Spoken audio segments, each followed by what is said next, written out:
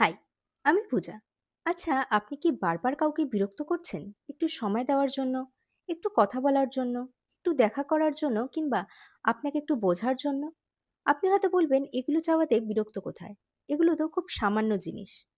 বিরক্ত বললাম কারণ সেই মানুষটার কাছে যদি আপনি ইম্পর্ট্যান্ট হয়ে থাকেন, তাহলে এগুলো আপনাকে চাইতেই হবে না। আর এগুলো খুব সামান্য জিনিস নয়।